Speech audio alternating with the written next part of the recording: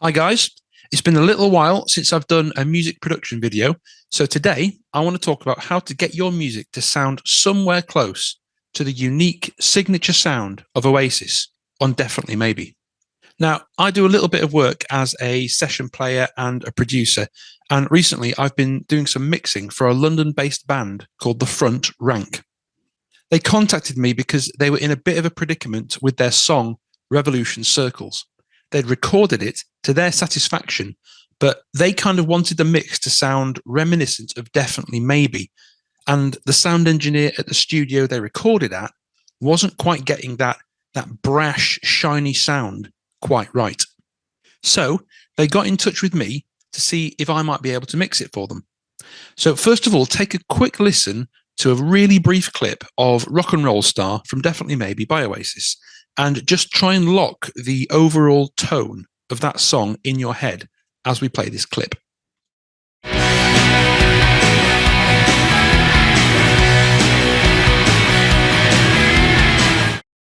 And now have a listen to the mix that I heard of their song.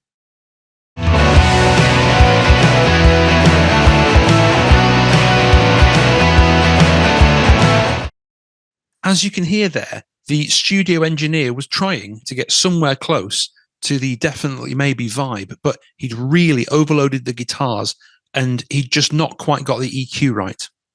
Now I'd like to play you that short clip of Rock and Roll Star again, and then my mix.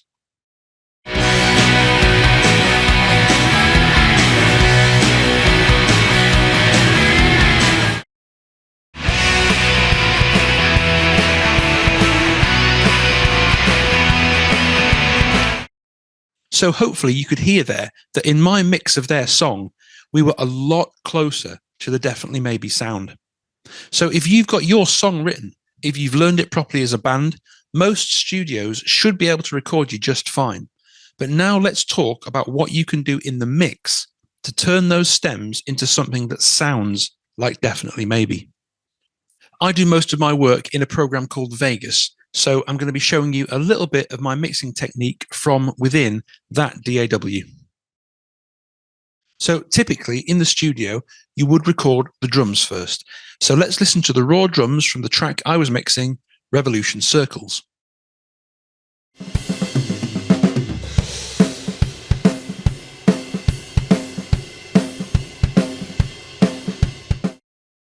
They've got quite a nice sound there, but now let's compare that to some of Tony McCarroll's drums from Definitely Maybe and see how the overall EQ differs.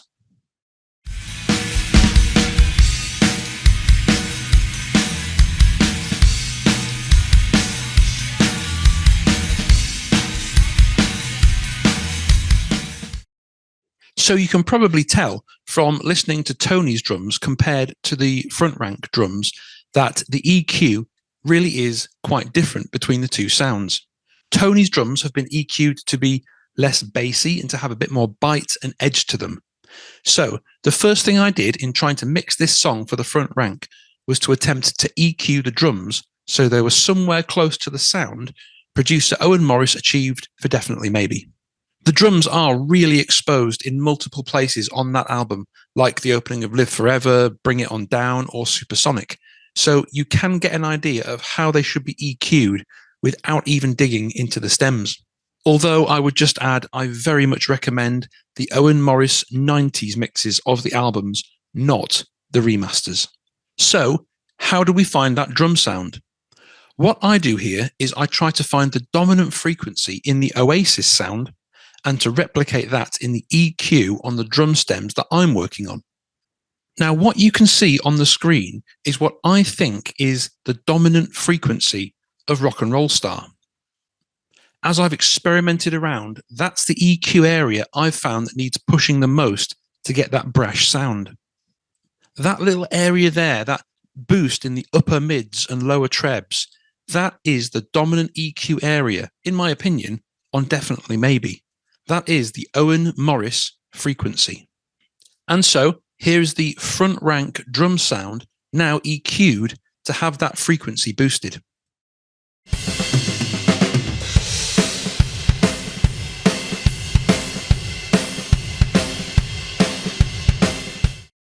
Listen to it now back to back with the Oasis drums. It's much closer, isn't it?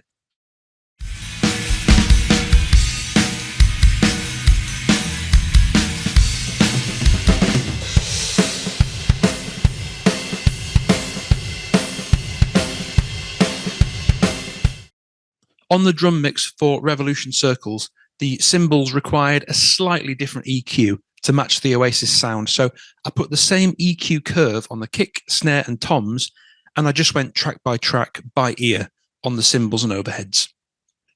Generally speaking, this is the normal way a lot of studios today EQ songs. It's the famous smile, with the bass and the treble boosted and the middle kind of gouged. However, this is the general EQ shape I find brings me closest to the Oasis sound.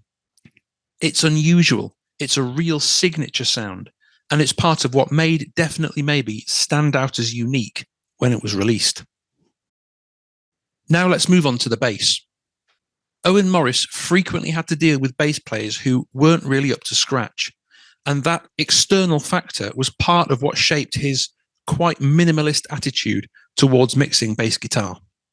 Typically in music today, the bass, the drums, and the vocals tend to dominate every mix, but Morris would roll all the treble off the bass, removing much of its definition, and then he would also bury it in the mix, so it was, generally speaking, pretty much just part of the wall of sound, with individual notes not always being very audible. In the case of the song that I was mixing, Revolution Circles, the bass player was actually quite good. So I did the Morris style EQ, as you can see here, boosting the bass and cutting all the treble.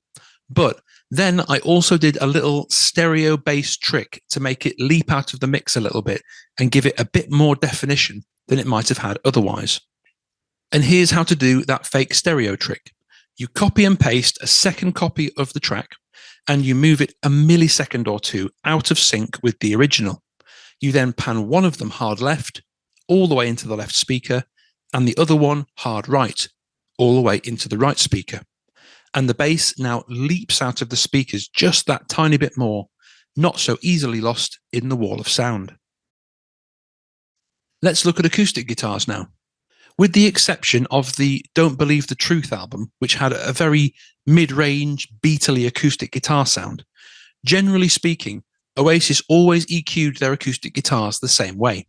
They would completely cut the bass and push the treble to get a nice sparkly sound that was quite literally 50-50 note and attack. The acoustic guitars were also usually stereo, and you can do that by double tracking them or by making fake stereo, and they would then bury them right down in the mix, where most of what you actually hear in the final mix is just the strumming, the pick attack on the guitar. The acoustic guitars actually become a kind of tuned rhythm instrument. Now, there are some exceptions to this rule with Oasis, like Wonderwall, but on songs driven by electric guitars, that burying of the acoustics down in the mix so you can really only hear the pick attack is generally what they tended to do. In Revolution Circles, I had one acoustic guitar track, but it had been recorded with two different mics. So that was ideal for creating a stereo sound because I could pan one of those mics hard left and the other hard right. And the different tones in the two mics meant that the acoustic guitar part still had that stereo sound. It still leapt out of the speakers and was true stereo. So that was ideal. And the raw recordings of the acoustic guitar on this track had very little bass on them to start with. So really, all I needed to do was to push the treble. The necessary bass cut had effectively already been done for me in the studio on the input. Let's move on now to the electric rhythm guitars. In an Owen Morris Oasis mix, especially in the early days, Bonehead's rhythm guitars were usually absolutely dominant. And with the front rank song, Revolution Circles, I had plenty of rhythm guitar to work with. A wall of distorted rhythm guitars really is the heart and soul of the Definitely Maybe sound. So let me talk you through now how I built that texture up. I chose two rhythm guitar parts that were well played from start to finish, and as usual, panned one hard left and one hard right. But I then created a reverb track for both of them. That is a track containing only the reverb effect, no dry guitar. And I then inverted the pan. So what I mean by that is the first rhythm guitar had the actual guitar part panned hard left and all the reverb wishy-washy effect panned hard right. And the second part, it was the other way round. And this overlap created a kind of monstrous wall of distortion that sounds far larger than it actually is.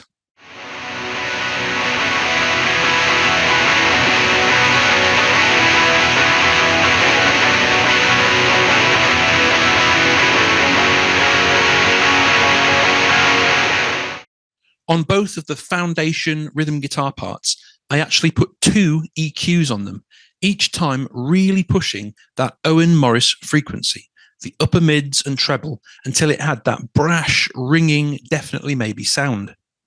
Now remember, in isolation, the guitars will probably sound mental when you EQ them like this, but you're not EQing them to sound good isolated.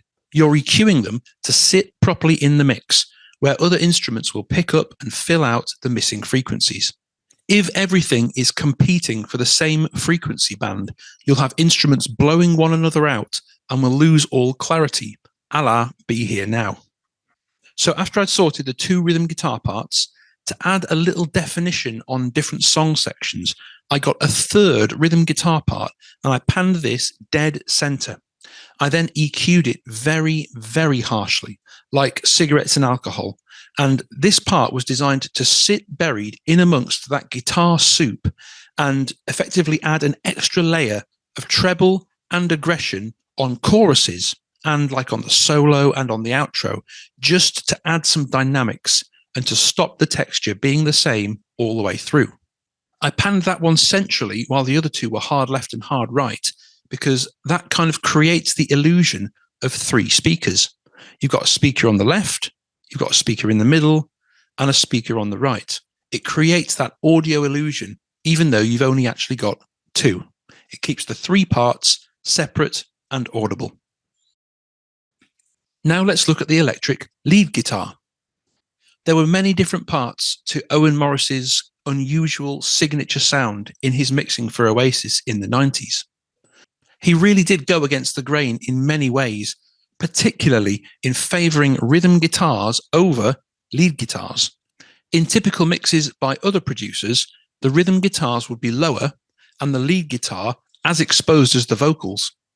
Owen, however, went in the opposite direction to create his sound. Unless a guitar solo was happening, he would often bury the lead guitar to the point that in some songs, like Slide Away, for example, it's borderline inaudible in places. Noel Gallagher would often record multiple lead guitar lines for his songs and then leave it up to Owen as producer to pick and choose the parts that he would use, Columbia being a great example of this. I had 4 lead guitar riff tracks to work with for Revolution Circles, playing mainly fills, licks, and root notes. All 4 parts were sparse enough and tasteful enough that they worked in the mix, so I wanted to get them all in. So I chose to approach it like a fan. I judged 2 of the lead guitar parts to be the main ones, and I panned these 20% left and 20% right. And there were 2 other lead guitar parts that were just playing tiny little licks and root notes, and I considered them kind of secondary. So I panned them 100% left and the other one 100% right and buried them. This resulted in a nice fanned out stereo spread of the 4 lead tracks. The guitar solo, however, I turned up much louder than the other tracks and panned it right in the middle, because when a solo is playing, generally speaking, it's taking over from the lead vocals. So solos should always be clearly audible pretty much without too much effort. And once again, most of these tracks had to be EQ'd twice to get the brash sound I was chasing. Here are the 2 EQs that I used for most of the lead guitar tracks. But really quickly, a side note on EQing stems. Remember, this was me EQing tracks that had been recorded in a proper studio with proper mics. You can't just slap these EQs on any track and expect them to sound the same, because everything you record already starts with a baked-in EQ shape of its own, based on how it was recorded. In my work mixing songs, I quite often have to work with stems that have just been recorded at home by people who don't really have much studio experience. So often these can be really, really bassy. And so the EQ that I put on them has to be much more radical and aggressive to fix what was recorded wrong on the input. Other stems, they might have been recorded already sounding very, very close to the sound and EQ shape that you want. And so they would only need much smaller adjustments. The EQ I'm using here isn't a one size fits all. It's a kind of general direction. You have to use your ears and mix comparatively, going back and forth from your song to a song that you would like to emulate. So now let's move on to the lead vocals. So for the song I'm mixing, Revolution Circles, the lead vocals have once again been double EQ'd. Once to get me kind of in the range of that Morris frequency and that Liam tone, and then again to fine tune the sound. You'll see that on the first EQ, I've completely cut the bass once again and boosted the upper mids. I've added a splash of reverb, a very mild chorus just to enrich the tone a little bit, and a delay, which sounds loud when listening in isolation, but actually sits really nicely when you listen to everything together. When you lose your feeling from it, you stand and show your signs, because you need to buy a brand new star and shine it for all time. When you listen to Liam Gallagher's vocals in Definitely Maybe, they're always clear in the mix, but only just. They are riding right on the edge of the wave of noise from the rest of the band. They are never super exposed, kind of karaoke style, except once again on the next album, on Wonderwall. So that's what I tried to do with Revolution Circles. Imagine the band is like a tidal wave of noise, and the lead vocalist is a surfer, just balancing right on the knife edge of that powerful sound. Clearly audible, but with the sense that he could be swallowed up at any moment. And of course, the lead vocals are always panned centrally. And to get them to cut through like this, they need that Morris frequency pushing. They need to be quite trebly, quite upper midi, or it will just blend into the mush. Now, Rob, the vocalist from the front rank, sings with less of a gut bellow than Liam, but that's great. You want to sing with your own voice rather than impersonating someone else. So I EQ'd his vocals to be similar to Liam's, but he still sounds like himself. So have a listen to where I positioned the vocals in the whole mix now in relation to everything else.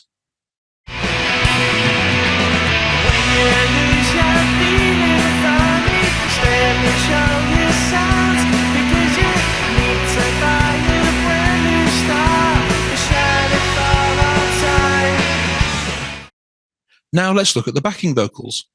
You have some bands like the Beatles who would have the backing vocals at almost the same volume as the lead vocals. Oasis under Owen Morris, again, usually did the exact opposite. The backing vocals, just like the lead guitar, were frequently buried right on the edge of hearing, under constant threat of being swallowed up by the rhythm guitars and the drums. Think of Noel's outro vocals on Slide Away, where he sings that line, "And I'm gonna try now, gonna make you mine now." Those vocals are so low in the mix that many people don't realize they're there, and most people don't realize that's what he's actually singing. In Revolution Circles, I felt the backing vocals needed something to make them ring out a little clearer so they weren't competing with the lead vocal. So I decided to use the fake stereo trick again, copying the track, moving the copy out of sync by a fraction of a second, and panning one of them hard left and one of them hard right. This again tricks the ear into imagining those three speakers. So you've got the lead vocal coming out of the middle one and the backing vocals coming out of the left and the right.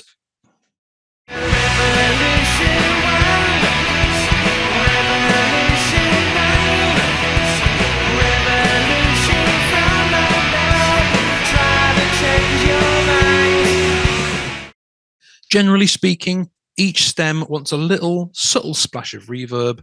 Don't overkill it. Just use a touch of reverb to get the tracks to sit nicely in the mix and not sound like In Utero by Nirvana. Great album, of course, and a great band, but that album was intended to sound like a punk garage recording, not the signature British indie rock sound of the 90s that we are chasing. A very subtle and buried bit of in-time delay is also great on vocal tracks and lead guitar tracks, although once again, keep it mellow. Don't have it too exposed. It's just to make those tracks sit right in the mix. Subtly does it. Any track that sounds a bit planky or weak can also be enriched by a small splash of chorus. Just experiment and see what works. But once again, subtly does it. And remember that if you have everything where you want it in the mix, but there's still something slightly missing in the overall sound, you can add an EQ to your master fader. I do this on literally every song I ever mix. Once I'm done on the individual stems, I add an EQ to the entire mix as a whole and fine-tune it even more, comparing back and forth to a reference track, often an Oasis song, for that retro 90s sound, or a newer Noel or Liam track for a more current sound. So, as you probably will have picked up by now, knowing how to use the EQ is the single most important thing in getting the definitely maybe sound. But after the EQ, the second most important effect that I use when mixing is this, the Brickwall Limiter. I use one called FR Limit 87, which is a completely free plugin available online, and it remains my favorite Brickwall I've ever used. There's loads of different options out there, but this one is super simple, it's free, and it just works. Many of the other Brickwalls out there that I've used, some of them expensive ones, they still distort and crackle really easily when you push a stem or the whole mix up into the red. This one, however, does seem to have a hell of a lot more leeway, which you really want. Put simply, a Brickwall limiter is effectively a lid on your music, so the sound cannot go beyond that lid. And the early Oasis sound consisted of putting the lid on and then pushing the volume up so that pretty much everything was always fighting against that limiter. The early Oasis sound utilized a Brickwall limiter extensively. And here's why. It operates pretty much in the same way as the human ear does at a loud live gig. Have you ever gone to see a band and come away thinking, wow, they sounded absolutely huge with like one guitar? And then you listen to some video afterwards and go, blimey, it didn't sound like that when I was actually there. The odds are you're probably right. It didn't sound like that in person because you had effects on your ears. The human ear changes the sound if it's loud enough. It acts as a natural Brickwall limiter. When Oasis were in the early days of recording Definitely Maybe, they were constantly being told, it doesn't sound like you guys do live, and they didn't know why. Well, this is why. Live, they were loud. Live, the audience's ears had that natural lid on them saying thus far and no further, turning their songs into a wall of sound. So to simulate that powerhouse vibe in the studio, but without the volume, they also had to simulate that natural lid. They had to use a Brickwall limiter to affect the overall sound in the same way that the ear does when it's live and loud.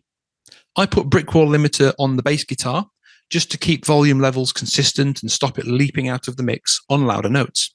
I put it gently on all rhythm guitar parts, mainly just to contain any loud strums that might shock the listener. I put it quite firmly on all lead guitar parts and vocal parts, and then I also put it on the master effects on the main mix, and then push the faders up so that for all the loudest parts of the song, the limiter is working hard. Take a look at this. This is the waveform for My Big Mouth by Oasis. There's very little in the way of dynamics.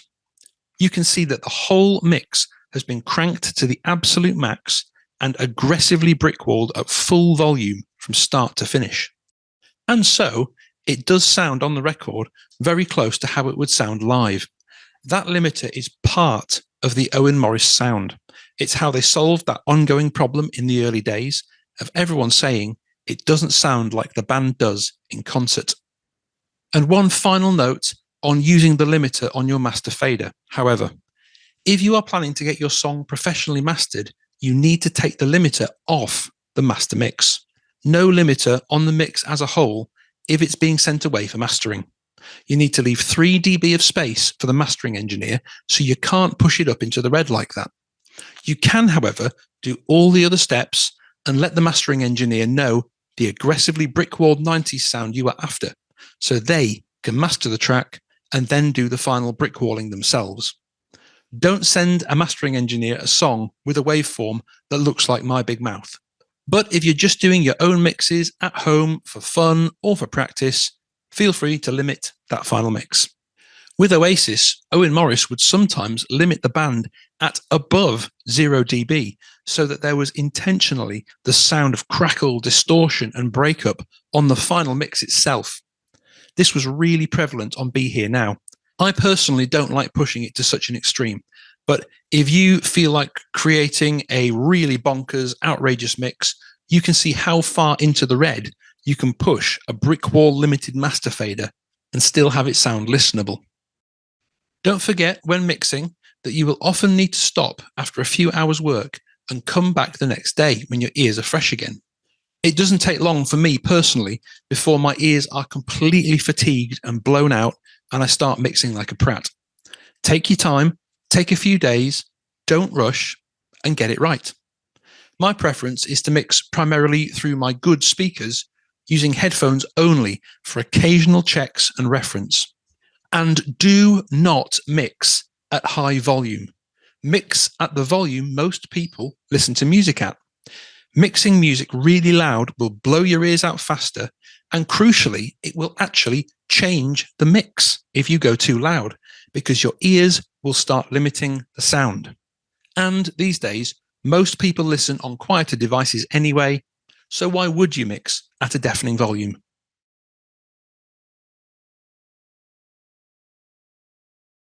So that's it, guys. Thank you for watching. Have fun playing around with all that stuff. And I'm going to leave you with a full playthrough of the finished track, Revolution Circles by the Front Rank. If you would be interested in having me produce or mix something for you, you can shoot me an email at this address. And as always, I'll see you next time.